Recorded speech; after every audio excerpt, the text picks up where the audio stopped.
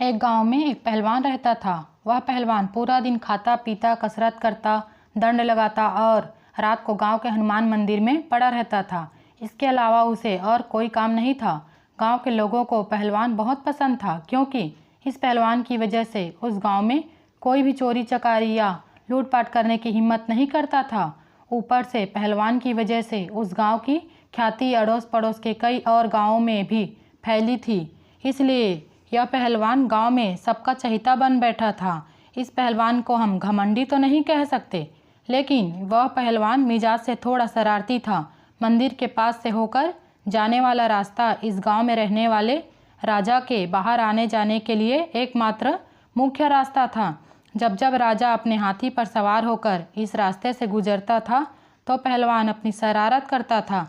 पहलवान उस हाथी की पूंछ पकड़कर लटक जाता था और वह इतना बलवान था कि हाथी उसे गिराने की कई नाकाम कोशिश करता, लेकिन पहलवान टस से मस ना होता और इस तरह से राजा गांव वालों के हंसी के पात्र बन जाता था। राजा पहलवान की इन हरकतों से बहुत परेशान हो गया था। राजा ने एक दिन अपनी सभा बुलाई और अपने सबसे अच्छे समझदार मंत्री को इस बारे में बताए और उसके लिए कोई उपाय निकालने के लिए कहा। मंत्री ने राजा से कहा कि आप उस पहलवान को यहाँ बुला लीजिए और उसे कहिए कि आप उसे नौकरी देने वाले हैं। अगले ही दिन वह पहलवान राजा के दरबार में था। पहलवान ने कहा कि मुझे पहलवानी के अलावा और तो कोई काम आता नहीं है, फिर भला आप मुझे कौन सा काम देने वाले हैं।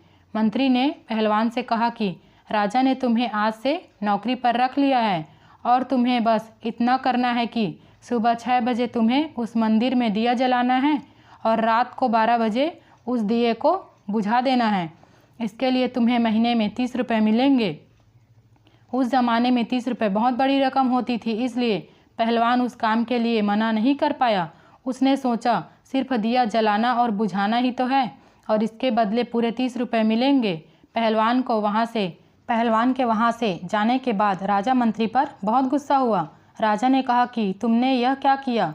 मैं सोचता था कि तुम पहलवान को कोई ऐसा काम दोगे जिससे वह व्यस्त रहेगा और मुझे आगे से परेशान नहीं होना पड़ेगा, लेकिन तुमने उसे इतना आसान काम दिया कि वह 1 मिनट में दिया जलाएगा और 1 मिनट में दिया बुझाएगा और बाकी का समय वह कुछ नहीं कर रहा होगा। यानी कि जब मुझे उस रास्ते से गुजरना पड़ेगा तो वह फिर ऐसा कुछ करेगा जिससे मेरी जग हंसाई होगी। मंत्री ने राजा को विश्वास दिलाते हुए कहा कि महाराज, आप मुझ पर भरोसा रखिए, सिर्फ 30 दिनों तक आपको उस रास्ते से नहीं गुजरना है। 30 दिनों बाद राजा अपने हाथी पर सवार होकर जब उस रास्ते से गुजरा तो पहलवान अपने शरारती स्वभाव से मजबूर होकर फिर से हाथी की पूंछ पकड़कर लटक गया। लेकिन कुछ ही मिनटों में हाथी ने उसे पैर से ठोकर मारकर गिरा दिया और इस बार राजा की नहीं बल्कि पहलवान की जग हंसाई हुई। सभी हैरान थे कि ऐसा चमत्कार कैसे हुआ। राजा अपना सफ़र खत्म करके जब अपने महल लौटा, मंत्री को सारी बात बताई और पूछा कि मुझे बिल्कुल समझ में नहीं आया कि यह चमत्कार कैसे हुआ। महाराज, जब तक वह नौकरी नहीं कर रहा था उसे किसी भी प्रकार की चिंता नहीं थी, लेकिन जब से हमने उसे नौकरी पर रखा उसे सुबह जल्दी उठकर दिया जलाने की चिंता रहती, जिस वजह से वह ठीक से सो नहीं पाता और रात को 12 बजे तक दिया जलता रहे उस बात की चिंता सताती। इसलिए वह खाने पीने पर भी ठीक से ध्यान नहीं दे पाता। बस यही कारण है कि वह नींद और भोजन ठीक से नहीं ले पाने की वजह से कमज़ोर पड़ गया। राजा को अपने मंत्री के समझदारी पर गर्व हुआ और राजा ने मंत्री को एक अच्छा सा इनाम देकर उसे धन्यवाद दिया। चिंता से हमें कोई फायदा तो होता ही नहीं, बल्कि हमारे मन, मस्तिष्क और शरीर पर भी उसका दुष्प्रभाव होता है।